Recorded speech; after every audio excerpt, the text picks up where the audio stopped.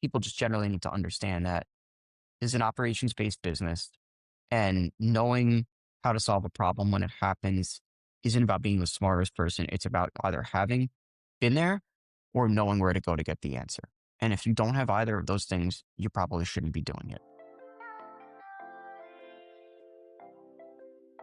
Hi, I'm Gordon Lamphere, and welcome to the Real Finds Podcast, where we have real conversations with key entrepreneurs, activists, and researchers who are shaping the real estate industry and, as a result, our world. On today's podcast, we'll be speaking with Frank Forte, founder and chief investment officer at Lucerne Capital Partners. Founded in 2016, Lucerne specializes in opportunistic investments in light industrial, small bay, and mixed-use assets, deploying over $400 million across high-growth and/or dense East Coast markets. On the podcast, we dive into Frank's path from the financial crisis to private equity to going out on his own, why he pivoted from multifamily to small bay industrial, and the strategy behind their success. Frank goes into what he's seeing in the market today, and so if you're an investor looking to deploy capital, today's podcast and playbook is well worth a listen. Frank, thank you so much for hopping on the podcast today. Yeah, thanks for having me. So, what got you into the world of real estate? So my journey started about 15 years ago. I actually, I came out of school in the financial crisis. Always wanted to go to Wall Street. Wanted to do some sort of trading, options, commodities. Always had a kind of a high math aptitude, so wanted to do something fast paced.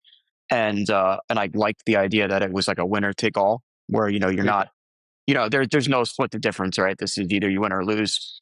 And unfortunately, the world blew up. And my second love was always real estate, and loved it as a child. Read all sorts of books on it, and I always figured that I would make money doing something else, and then I would do that later on in life. So I ended up getting a job as a consultant for the Treasury, and I was kind of like mopping up after all these banks that had failed. And so I was there for a couple of years. The prestige of it was cool, right? It was a prestigious job. We would visit the treasuries, all this cool stuff, but the pay was horrendous, as you know, as Yeah. as you might be able to imagine. Um, and I ended up saying, all right, hey, I'd really like to try to get closer to real estate. So I got a job at a senior housing debt and equity fund. They were buying and selling senior housing facilities, Alzheimer's, dementia, skilled nursing, the whole kit and caboodle. We were doing some drug and alcohol rehab. And that was like a true kind of like, I wouldn't even call it PE. It was, but it was kind of like private capital because they had a debt and an equity arm. So back then, senior housing, we were doing loans at 18% on Mez A and B pieces because like that space was so fragmented. Like I remember I had a little sticky on my computer that they gave me with all the different like modalities of care and then what the cap rates were. And I remember back then Alzheimer's were a 13, right? Could you imagine? Now, obviously it's an operating business, right? Wrapped in a real estate wrapper. We all know this, but and then I slowly continued to get closer and closer. After that, I had a job with Fortress and CW Capital drop down on what they didn't tell me when I interviewed because they were very cagey about it. But it was the largest commercial real estate default in history, still is, which is the Peter Cooper Village-Stuyvesant Town deal. Like if you ever read the book Other People's Money, so I was part of a small team. We turned it around. We ended up selling it to Blackstone.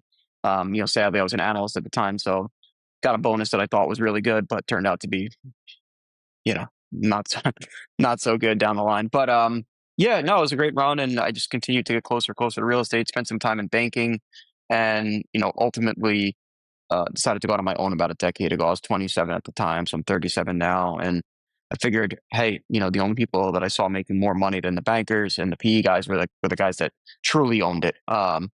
And when I mean the PE guys, I mean like working for someone else as opposed to being your own principal. So I went out on my own, never looked back. We've done about 400 million of volume during that time.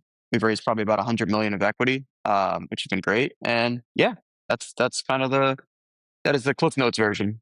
So when you got into real estate and getting into it on your own and deploying capital, how do you choose a location to focus on or an asset class? And what was that process like? Yeah, so that's a great question. So initially, my last stop before building out on my own. I was a banker for a company called Berkadia, and we were a small team. We were about 10 people, and we were doing about 2 billion a year of capital placement. Let's call it debt and equity. Some of it we were true bankers in the sense of it's balance sheet money or it's agency money, and we retain a risk portion. And then some of it was just brokerage. Some of it was equity placement. So we would do an extreme amount of deals, right? So I would see the whole country, deals all over the country, different sizes, different sponsors, operational kind of differences between these guys. And this was before multifamily was like the soup du jour, right? So you're talking like, I don't know, 2013, 2014 type time frame. And I saw a lot of guys going south into the Carolinas and they're buying these things for nothing, right? 30, 40 grand a unit, right? Dirt. And at the time, coming from New Jersey multi back then was 100 to 120 a door. God only knows where it is now. I don't track it, but you're like, oh my God, like I get like a real building down there. So um, we had invested up and down the East Coast with multi. We started in New Jersey and Philadelphia because we were, it was driving distance from where we're located. And we started in the Carolinas and Charlotte. And I saw a lot of people going down there. And that was part of, we'd got involved with a gentleman who the business relationship didn't work out, but he was trying to invest down there too. And he had found a deal down there, sort of didn't know what to do with it. And he was like, I'll go down, I'll work it. And we did this co-GP thing, whatever. And the deal worked out well. It didn't work out with this guy as a partner, but it was great because he had the know-how of, the construction know-how at the time, and we knew all the dynamics of the market. So ended up opening us up to that market we're still in today. And we obviously divested of all of our apartment stuff. We have like one legacy deal remaining that my partners and I own, and there's no investors in it. So when the market comes back, we'll get rid of it. But yeah, it's been an amazing run. And then 3 or 4 years ago, really why you and I are on, right, and how you and I came to meet is 3 or 4 years ago. We said, look, multi is hitting the skids, and it's hitting it hard.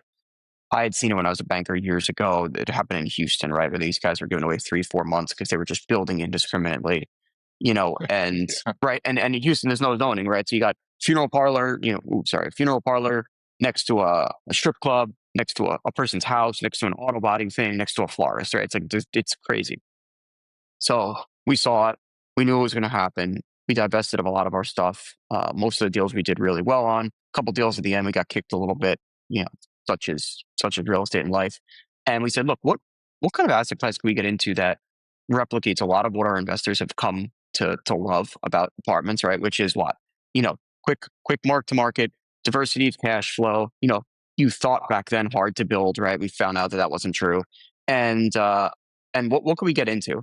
And at the time, we had always kind of dabbled in looking at industrial real estate on the side, and we never really had the bandwidth because we were so hyper focused in multi, right? So we never really had the bandwidth, and we said, okay, why don't we look into this? And we ended up taking our own money. We did 7-8 months of research in Charlotte, a market at that point we'd been in 6 or 7 years, right? And we said, let's take a step back and pretend like we're from Mars, and let's look at this asset class and let's figure it out. And we did, and we bought a deal for $1.17 a foot, 50,000 feet, 40 tenants, right? So, I mean, yeah, right. I see as well. I mean, you get it. I mean, roll up doors. They all had bathrooms though. They're all roll ups. They all had a man door. Like it was actually a really nice product. So we ended up taking the rents over 3 years from $6 net equivalent. There were like 9 gross. So we moved everyone to net. So at the end, we were top ticking at a 20 a foot net. So Yeah. we ended up smashing it out of the park. And as we started to do well, we were managing it ourselves. And we said, as we start to do well, let's start to buy more of this. And so kicked off our journey into industrial real estate. So it's been great.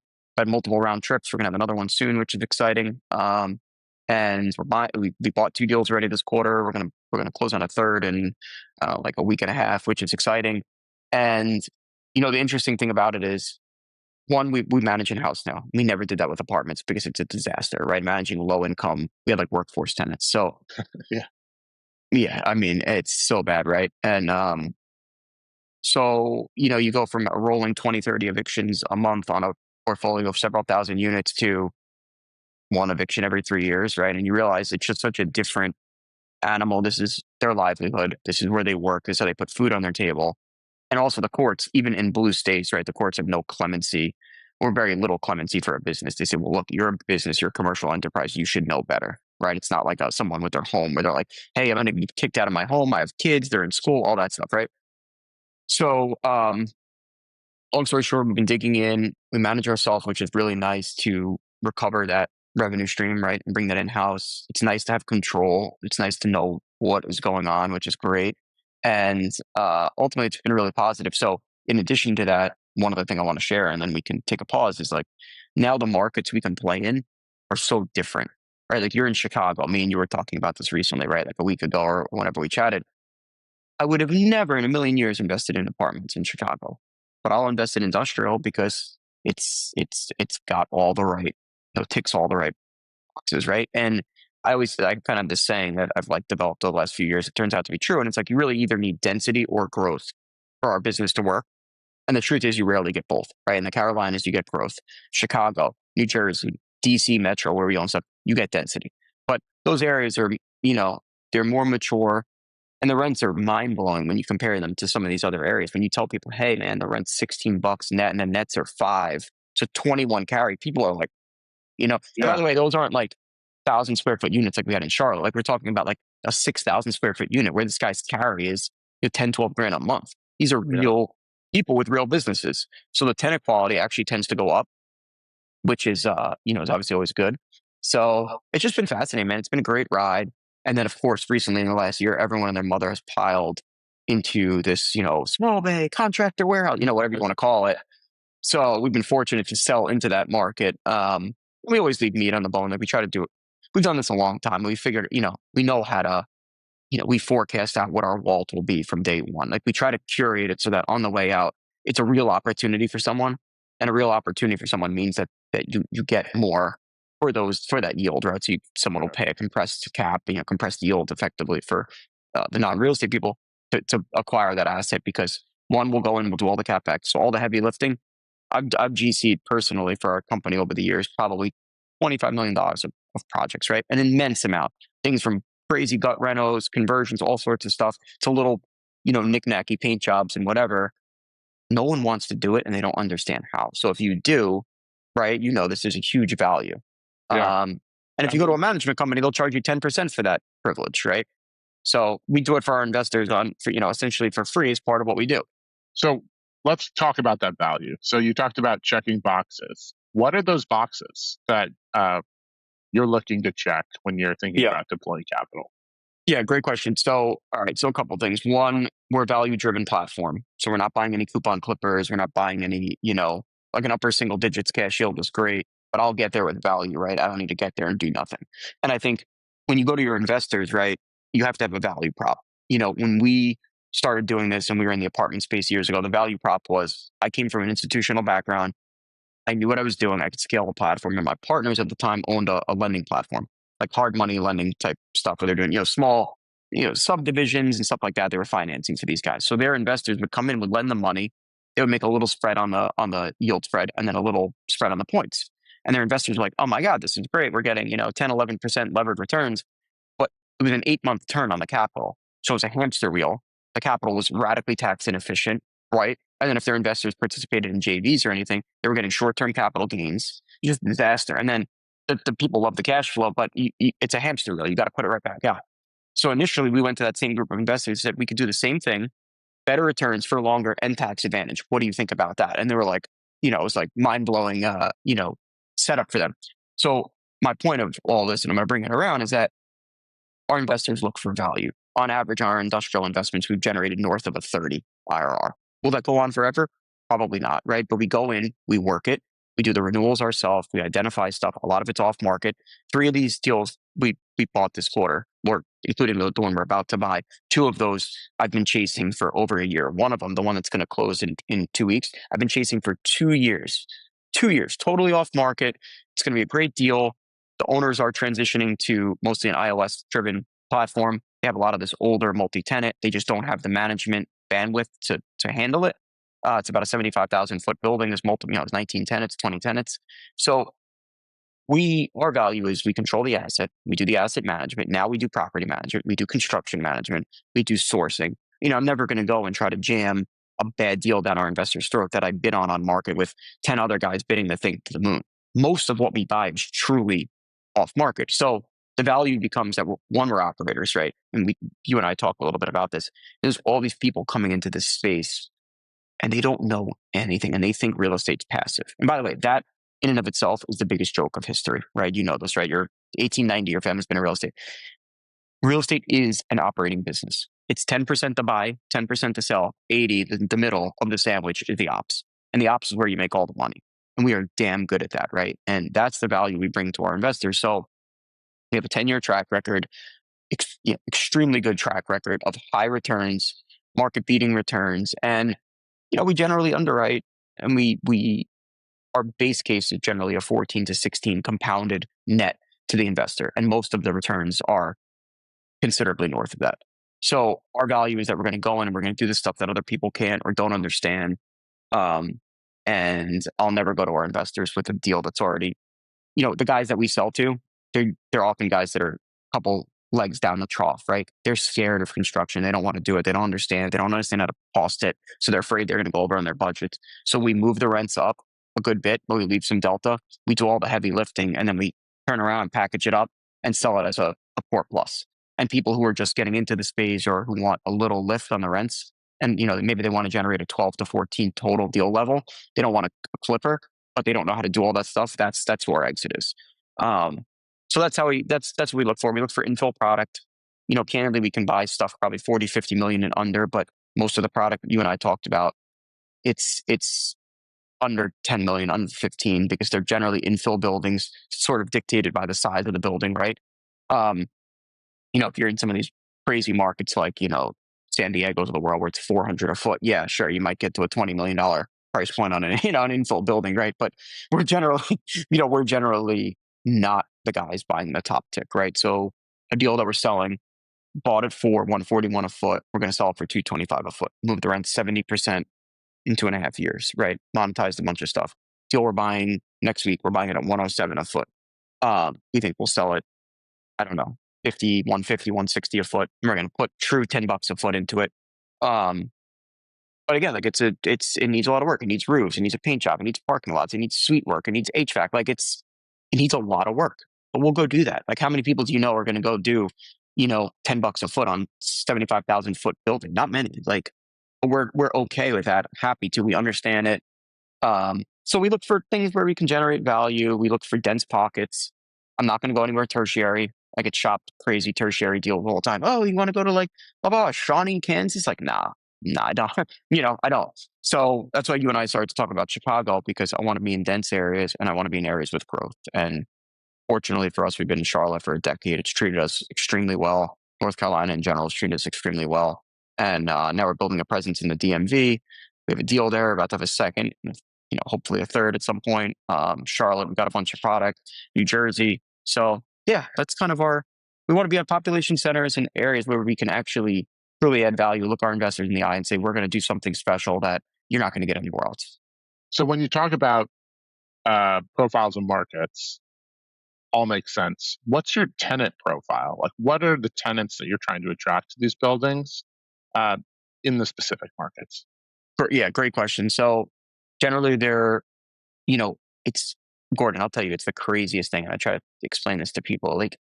You can get the tenant who is paying $2,000 a month. Let's say he's in a small suite, $2,000 a month with the cam. And the guy makes $10,000 a month, $12,000 a month. And that guy's going to pay every time. That business means everything to this guy.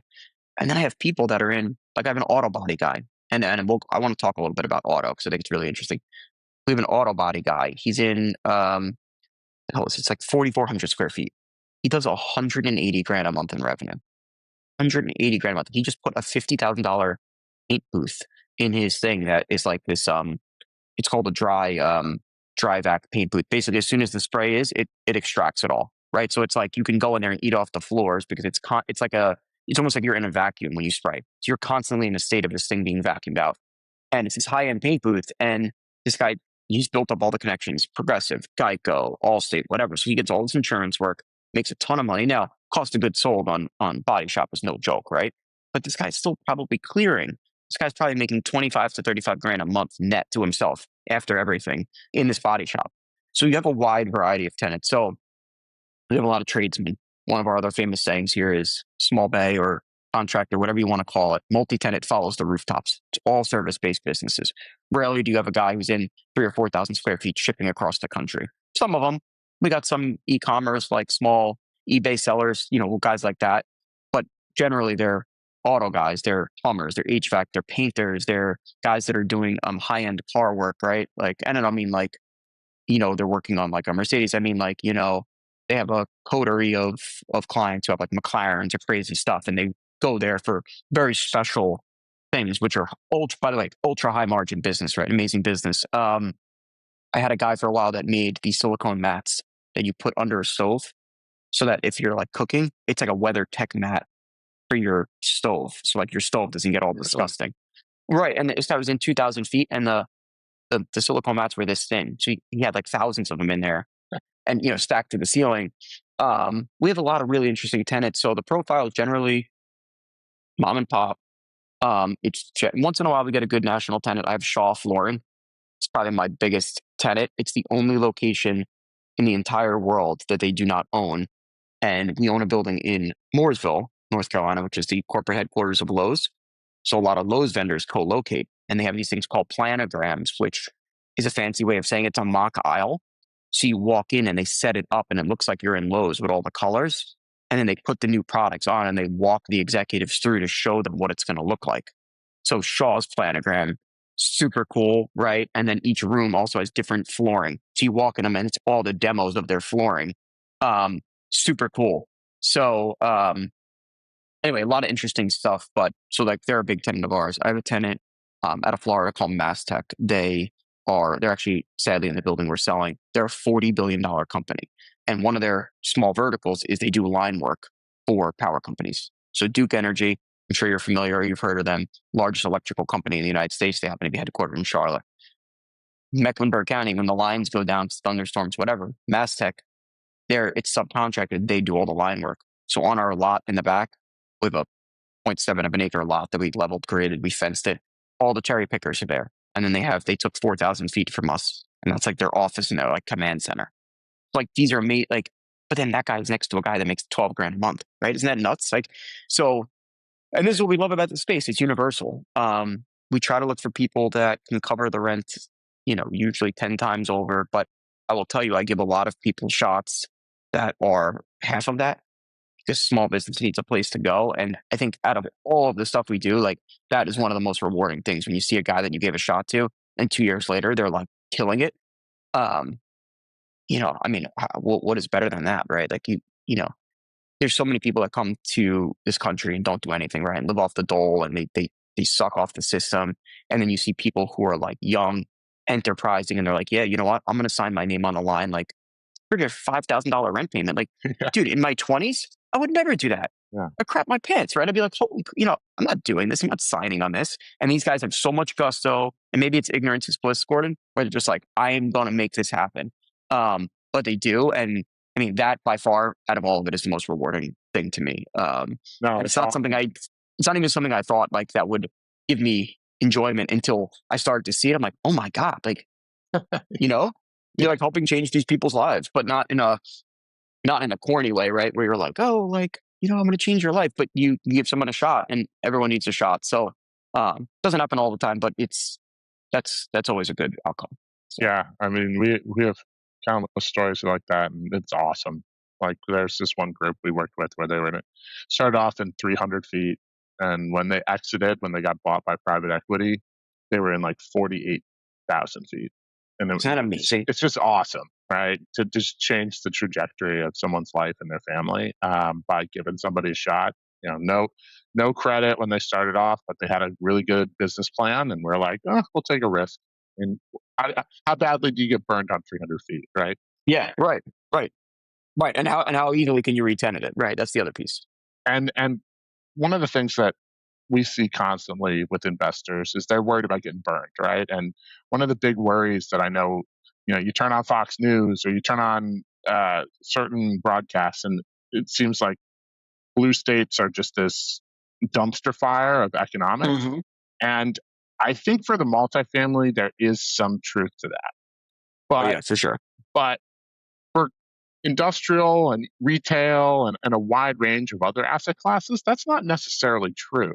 And so I'm No, curious. it's usually a higher income. It's usually a higher income state that's super dense and super mature, where people have the means to survive and weather the storm. And by the way, they've already been living under a terrible tax regime, right?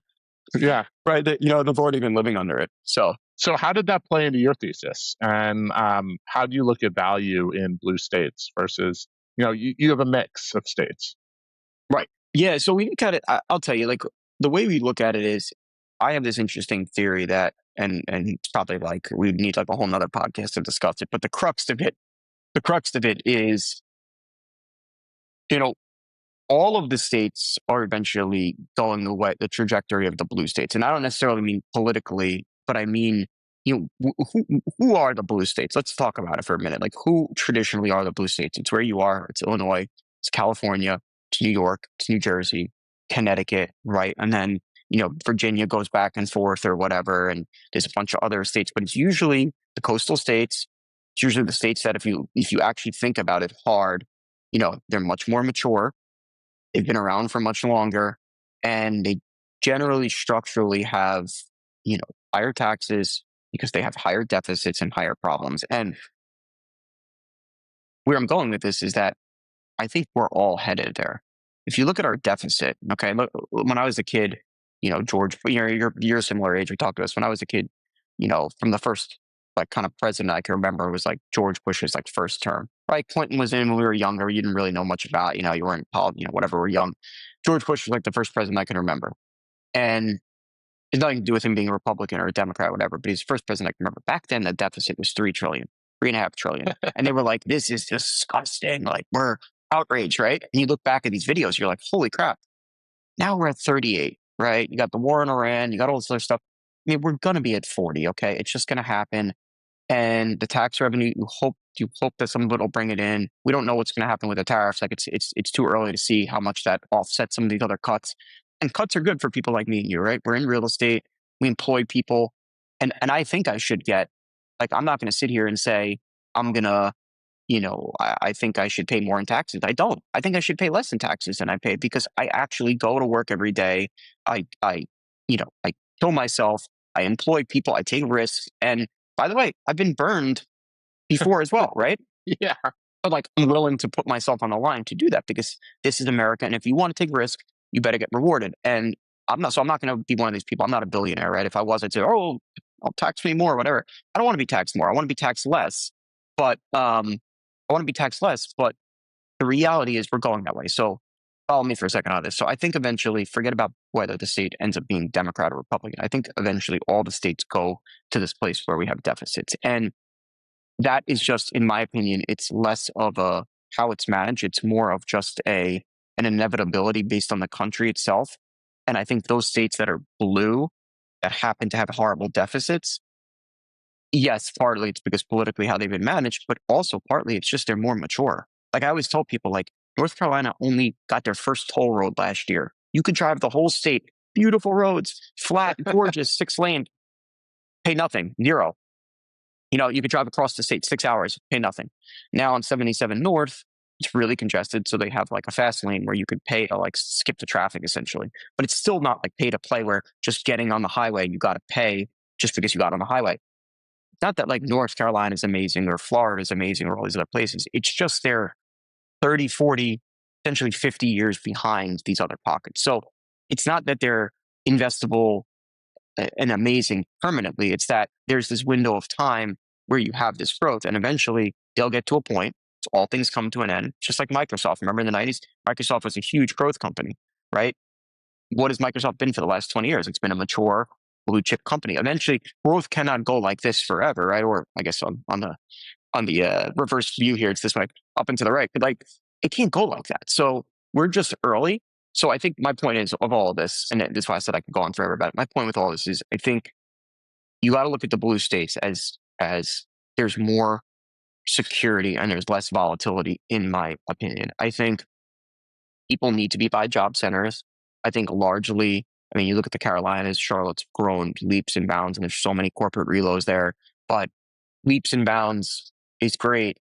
And you look at some of these other states, they just don't, like, you go to New York City, there is a million jobs that pay $1 million a year, right?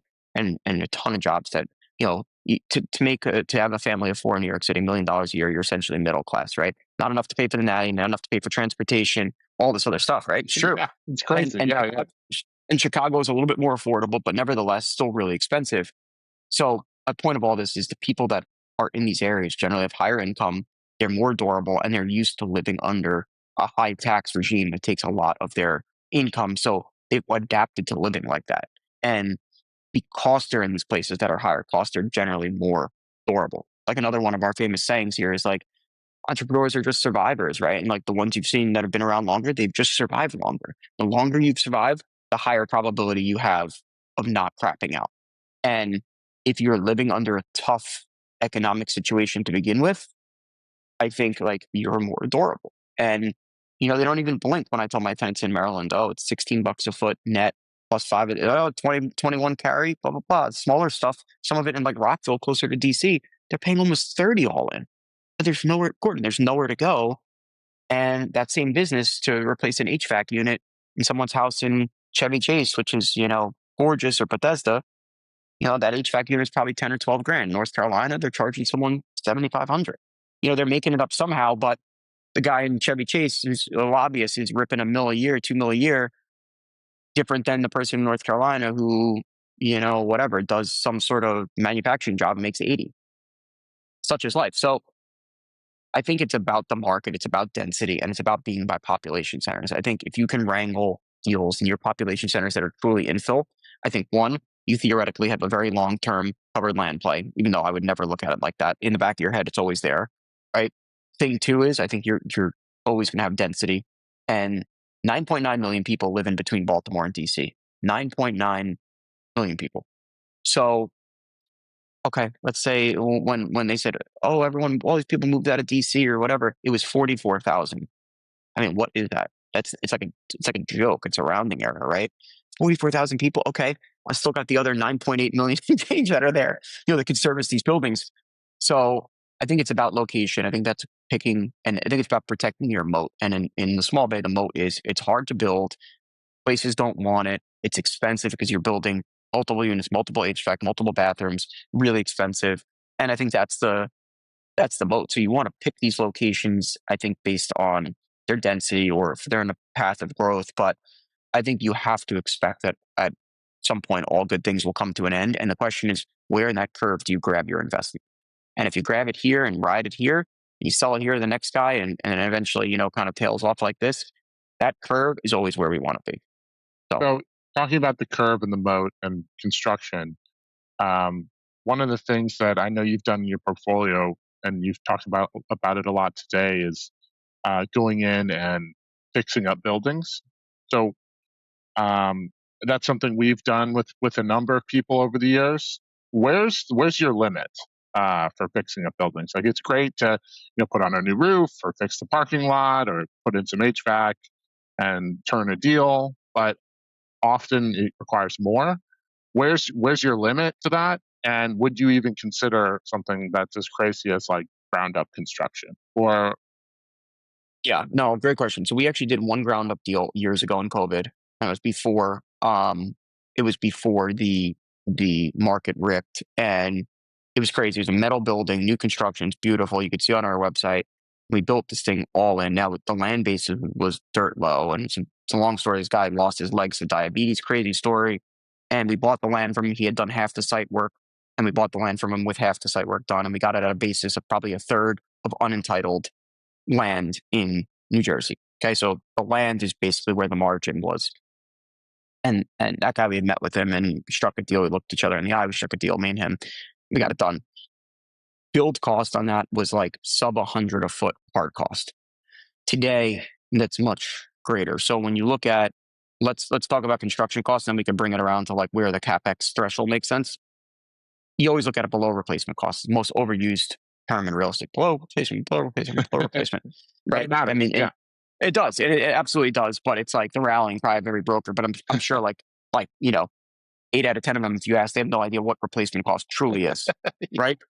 Or they have some idea and they'll be like, add 50 to it in their head, right? if you built something like that today, and first off, New Jersey, you can't even find the land. Most of it's not possible to build unless it was previously industrial. It's very difficult. If you find the land, hard costs for that same sort of metal building for a multi-tenant building, metal, for God's sakes, it's like $1.40, $1.50 a foot. And in New Jersey, land is 50 to 60 unentitled if you could find it. You go through the entitlement process, you have soft, you have carry, you're probably into the thing for like 220, 230 a foot for metal. You go with tilt up, you're $30 north of that, $25 north of that on it. So you have to get these rents. You want to build it to an 8 yield on cost. Now you're getting rents that are 18 or north. And then it becomes a size thing in New Jersey, right? Like, are you going to it's a sweet spot of sizing them small enough where someone can afford that and not overbuilding them where they're so big that you can't get that rent, right? And in North Jersey, where there's like the big bombers, it's not uncommon for, Walmart to pay 25 a foot for a 200, 300,000 footer, but that's a different product than like your local HVAC guy. Yeah. So there's this careful balance. So let's talk about DC real quick. So a deal we bought in DC about a year and a half ago, we bought it for low nine. I can't remember the exact amount. Low 9 millions, $1.55 a foot, and we got a new roof out of the seller, which the roof was totally trashed. And the land alone appraised for $6 million. Okay, so it's in this high traffic retail corridor on Route 1, which goes from Maine to Florida. It's the longest north to south highway in America. And it's on Route 1, which in that area is called Baltimore Avenue. And it's an intense retail corridor. There's the Laurel Mall, like literally directly across the street. National retail, just like overflowing from every direction. And there's an industrial property, and the highest and best use, if it would ever be, obsolete, which it won't. But if, let's say it was, it would be retail. The rents in that corridor are like 35, 40 a foot. So think about what you could when you're talking about 40 a foot at a 6 cap is probably 600 a foot, all right? 650 a foot. I don't have the math in front of me, but so think about what you could buy that land from someone for and still build. And retail, we all know retail construction is about 300 a foot with a Gen 1 TI package. So you could probably pay $100 a foot for that land. And we have 5 acres over there, okay? I paid $100 a foot for this, and it still makes sense. So we were looking at it, and a family office is an investor on that with us. And I said something like, guys, this is mind blowing. Like, we're basically buying the bricks and sticks for like $3 million and it's 60,000 feet. We're buying the bricks and sticks, 18-foot block with a new roof, and buying it for 50 a foot. So like when you segment it out like that, like I find sometimes that's a really interesting way to look at it, like a sum of the whole, and understand what you're actually buying the improvements for.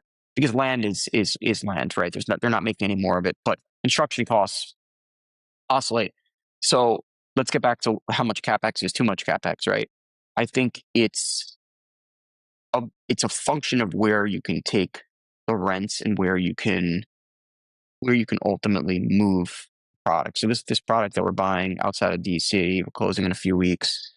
The rents are low. We think it's about a $12 a foot market. So Prince George's County, and because you're a St. Mary's guy, right? But you're further down than that, but Prince George's County wraps around DC like this. It's kind of like here and around. And so this is the bottom of the diamond, so to speak. If you look at DC, it's like the bottom quadrant of the diamond. So you get a lot of, exactly. So you get a lot of spillover from Northern Virginia, where the rents are bananas, right? Yeah, astronomical.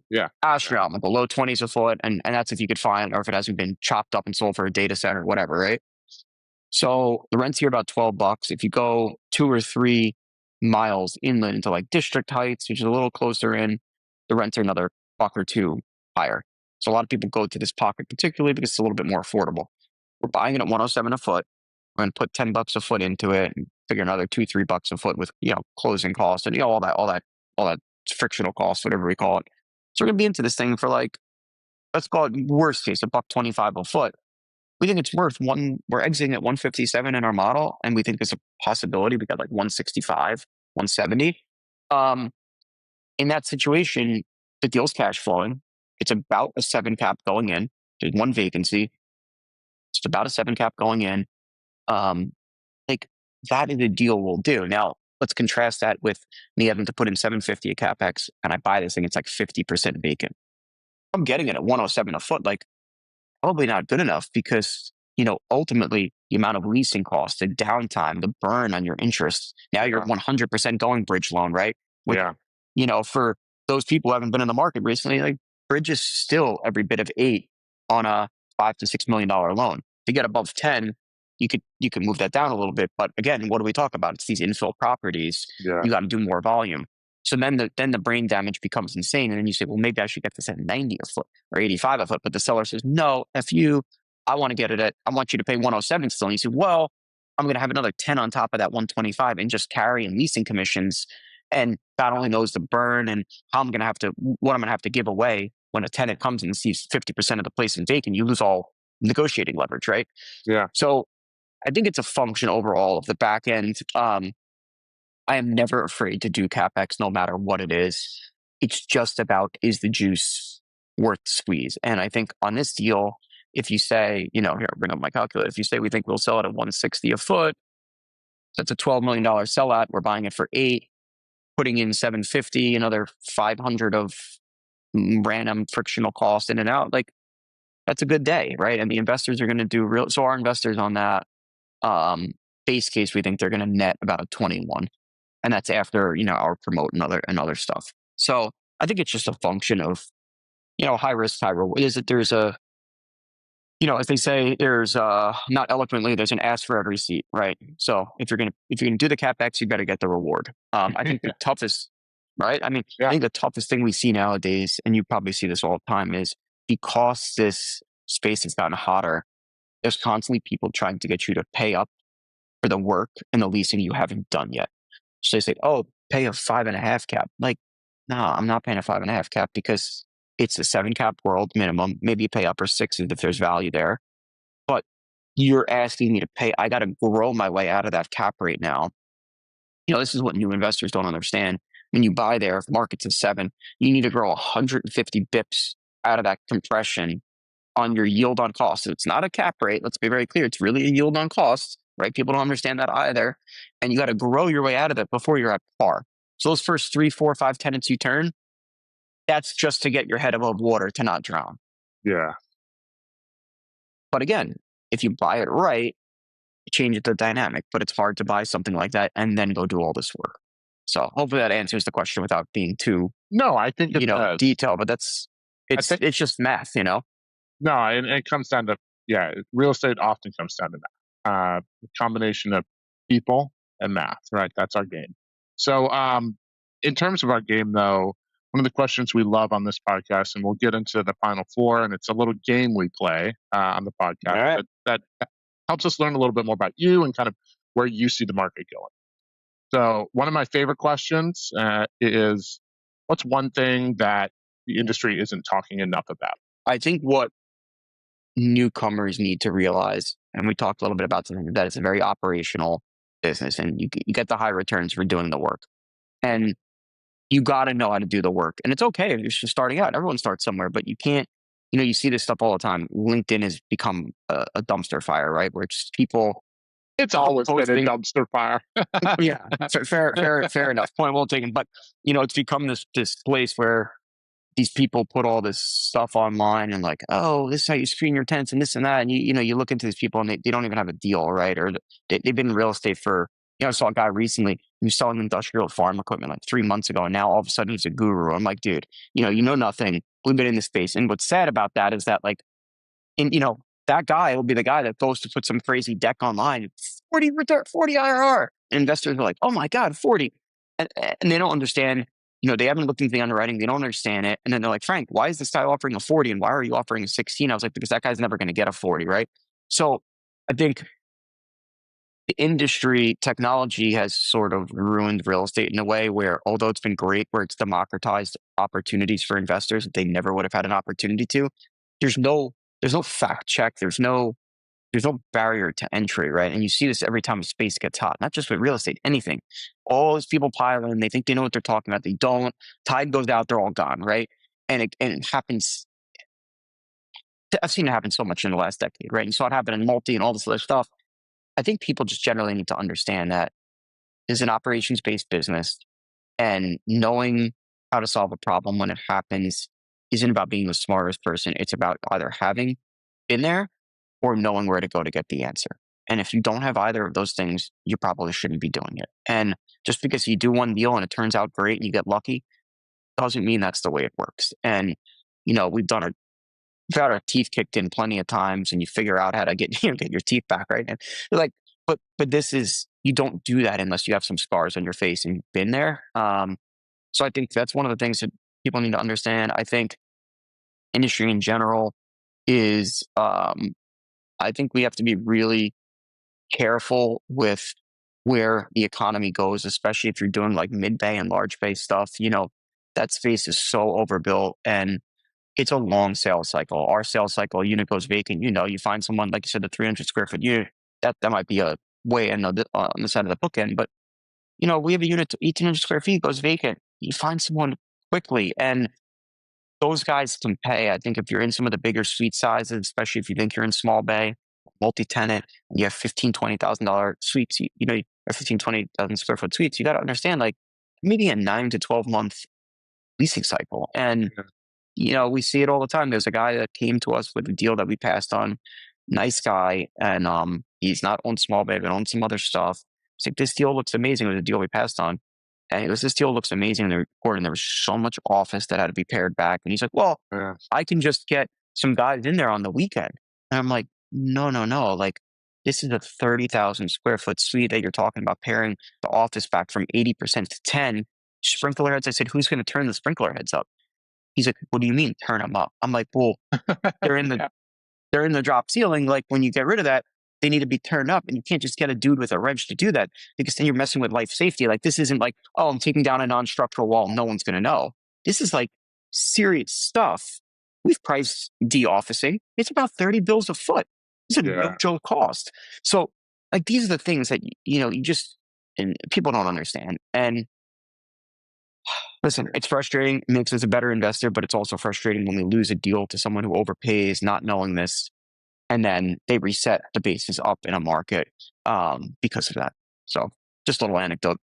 No, I mean, Personal frustration. I mean, that's a frustration a lot of us see in the industry. I know we've lost a couple of deals to some folks that definitely overpaid for large box industrial, and that's frustrating. But it's just a reality of the market, right? When we're talking about the market and like a reality of the market, I'm curious, what do you think is going to change the most about commercial real estate, particularly like industrial and some of the asset classes that we've discussed today? Yeah, I mean, I think, listen, obviously it's like the, comment of the century, but, the AI stuff, Gordon, is scary, right? Because so we run a really lean team. I think I told you, but we built something out last summer where, so we distribute all of our financials for every property we manage to our team once per week, even if they're intermittent financials. So everyone can see exactly what's going on, have eyes on everything. They're small teams, so it makes sense. And I paid someone, and this was before I knew how to do it, and I could do it now. I paid someone $250, okay, to go and build this workflow with something called make.com. It's similar to Zapier, if you've heard of that. Yeah. And it's a connector. And our reports come out from Rent Manager, our software we use. They hit my inbox. As soon as they hit my inbox, every 2 minutes, Make is checking, monitoring my inbox for a certain tag. It goes, Gemini synthesizes it, pulls out all the important stuff, the flags, which we build criteria of like what's important, what's not, and then emails our whole team. And this sequence happens once per week. In fact, it happened while I literally saw it pop down from my iPad here. It happened when we were on the phone for this week. And like, now our property management meetings that we do weekly, they're still an hour, but they used to be an hour and a half or longer. And we can focus on other stuff because we think, oh my God, that's not a problem at all. Check it out. It flagged it, blah, blah, blah. But it says it's not a problem because look what happened last month. And you just move on, right? And now lease abstracts. I used to pay attorneys 10 or 15 grand on top of legal to do lease abstracts because they'd have a paralegal do it, multi-tenant billing. You got 20 tenants. It's really in depth. There's all these extensions, renewal options. I put it in Gemini now, or I put it in ChatGPT, or I use something called Manus now. It's agentic. I mean, 20 minutes and it sets it off in the background. I go to lunch, I come back, it's got it. And then I have someone from our team check it.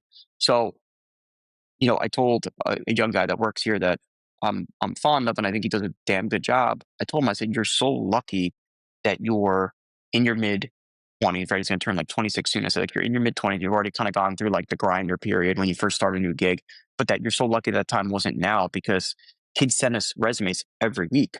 Yeah. They go, Mr. Forte, I can add value to your team. And I actually got on the phone with one of them recently. Kid had like a 3.8 GPA, went to Purdue. I'm like, oh my God, this kid's got a great resume. And I'm like, listen, bud, like, I'm sure you're great. Good luck. Tell me how I can help you. But you need to bring real value. And it's not that you don't have the intelligence. All of the value creation used to be doing the grunt work. You don't have to. That was the trade off, Gordon. That was the quid pro quo. Yeah, no, I do the grunt work for you, Mr. Senior Banker, but you're going to teach me everything, and I'll be your little, ferret running around doing all the stuff. I don't need the ferret now. So if I don't need the ferret, how do these guys get deal reps? And they're not going to get them if they're not shadowing us. But I don't need that because I don't need to pay an extreme amount for an analyst who is going to do that work that I pay $40 a month to have one of these softwares do. And by the way, does a damn good job, and it doesn't it doesn't talk. I'm kidding. no, yeah. I mean, it's. I think the big uh, issue for our industry long term is the back office folks that learn deals through synthesis over a 5-year span. Those just people aren't going to exist anymore, and we have a lot of people that have early stage opportunities for like people that work in construction, GCing, like on site, or property management on site, or brokers who are runners and are going out and doing showings and understanding buildings in person. But for back office deal stuff, I don't think there's going to be a lot of opportunity going forward. And so it'll be No. interesting 40 years from now how any of those people move up the career ladder. I think the advice I gave to this kid, and maybe it's advice you could give if some of these people reach out to you, is I told him, I said, look, I'm like in my late 30s and I don't even understand a ton of this stuff. Like it's like another language. I was like, you could be really valuable if instead of saying you're going to add value on the deal side, come in if you know how to prompt this stuff and you know how to build these workflows. Come in, help us build workflows so I don't have to pay someone outside. That's where you could add value. Show me what I don't know. You're 21. Show me what I have no freaking clue of. And there's probably all the software. And it's crazy, dude. We're not old, and like it's moved. You know what I mean? And it's moved so far past us. It's nuts. It's crazy. It is so That's crazy. like that's always my feedback to these kids. Like, come in. That's where you can add value. Show me how to harness this tech, and then I'll teach you about deals. Like that's the trade off. That's the new trade off, in my opinion. Yeah, and what's wild too is I know you guys are using it, but there's so many shops that we work with on the management and brokerage side that aren't yet. Like they're still doing manual tasks and sitting there saying, "Guys, you could save a lot of time and Well, money." I feel like we barely scratched the surface, and then I talk to other people, and they're like, "Oh my God, that's so cool!" And I'm like, I mean, like, you're like, it's really not a lot, like, So, And these are large funds that we're talking to, like oh yeah, large funds. Like it's it's not like a mom and pop shop. well, because I think it's still the anchoring of that mentality of they want the whole bullpen of people. If some MD wants to, shit on some young kid or demand something gets done, he can call him in and be like, Gordon, you got to do this, the font's off or whatever, right? Hey, don't give me flashbacks. Don't give me Yeah, flashbacks. you and me both. You and me both. So, I mean, you know, I don't know. It's hard, but anyway, that's what I think is going to be. It's going to change, and I think on the multi-tenant side, you don't see as much disruption. We own some retail too, and like I always say, like, oh, AI can't make me Chinese food, can't make me pizza, can't teach my kid karate, yet at least. But like, I think that stuff's gonna have less disruption. The bigger bomber stuff, I think it's scary because one, the goalpost keeps moving about what's functionally obsolete and what's not. Right when I started in this, it was 28 clear. Then it became 32. Then it was 36. Now it's 40. Now in some inner city area, they have multi-tenant and they're set up for robots and all this crazy crap. And I think that space, it's scary because it's overbuilt, but it's also scary because every time someone pushes the envelope with a new sort of innovation in those things that makes it more, effectively makes the cubic utilization of these buildings better. It the other ones become inferior. At least with the small and shallow bay, like 16 a foot, 16 a foot, or so rather 16 clear, 16 clear, 18 clear, 18. Like those businesses are never going to need that sort of advanced space. So I think it in a perverse way, it's older and the utilization is theoretically so functionally obsolete compared to brand new stuff, but compared to itself and what its space is, it's almost like nothing's ever changed. So that's another reason we really like it. I'm hard pressed to see people not having needing 2,000 feet with a roll up door in a bathroom to do whatever they're doing. So speaking of things never changing, let's go back and take a look back in time to you when you were leaving college. If there was one bit of advice, what would it be? I have a couple little nuggets. The first one is like, I think you gotta do what you love, and I love what I do. I love business. I love real estate. I love math. I love deals. I love negotiating. I'm naturally a pretty aggressive person, so it fits my personality. Like, I think you got to do what you love. If you don't, you're going to be freaking miserable, and the likelihood of you getting ahead is probably low because you're in your own head and you're not. You just can't get out of your own way because you're unhappy with what you're doing instead of going every day and giving it your all. That's advice one. Advice two is you don't always have to take the highest paying job out of school. A lot of these young kids, I remember, we got out of school, the world blew up, but everyone wanted an IB job, right? Oh, I want to go to investment banking. I want to do 2 years. I want to get an MBA and I want to go to PE and whatever. And I had sort of an unusual path, but I always worked my tail off, killed myself, asked the right questions, became indispensable. And listen, I worked 6 days a week, 80 to 100 hours a week forever, right? And the only difference was when I started my business, I was doing that, but it was for myself. It wasn't for someone else. I think hard work is the key to unlocking all of it. Connections and everything, networking is super important. You never know who you're going to meet, and you should take every opportunity, every meeting. But hard work ultimately wins the day. Like, you could know everyone. If you're an idiot and you don't know how to work hard, you'll get far enough, but you won't get to the level you want to get to. So I think you got to work hard. You got to put your head down. Got to ask questions, and you don't always have to take the highest paying job. You can. It doesn't necessarily mean that's where you're going to end. Like, that doesn't dictate the rest of your life. Right? It's kind of like where you go to school, right? People are like, oh my god, and then you get that first job, and it becomes irrelevant after that. Then it switches, it flops, Yeah. right, from school to experience, right? Yeah. Oh, yeah. I think it's hard. I think you just find your way, work hard, be indispensable, create real value for someone, so that make their life easier. Labor is the greatest leverage in the world.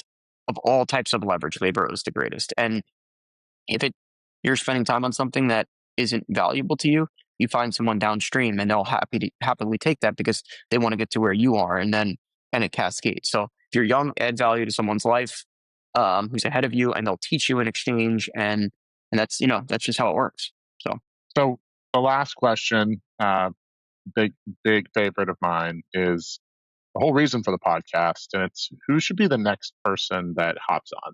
I have a good friend. His name is Guy Hanyana. He is he is an iOS broker, pretty much brokerage. He started out in multi-million years ago. Super scrappy guy from New York. Him and I are close friends, but you know, he's a tell it how it is guy like me, and he's sold property across the country. He's built an incredible brokerage where it's essentially a one-man brokerage with a support staff that he's outsourced, and he's figured out a way to be really lean, make really good money doing it, still source really good deals, and he's beaten out a lot of the larger brokerages selling this product. And he's one guy, and he's smart guy, respect him dearly, good friend of mine, and just overall a genuine person. And I think you would love to have him on because he'll give you a good insight into that space. And he's the type of person, if we look at an iOS deal, which is rare, or it has a component, I'll call him and be like, hey man, this market, blah blah blah, this amount. He's like 700,000 per acre, not a penny more, right? And like, he knows all the markets. He's like how we are in small bay. He's like that for iOS. And I think he's a great guy. So I would love to see him on here. I think it would play well with your audience. Well, we'd love to connect, but if somebody wants to connect with you, what's the best way to get in contact?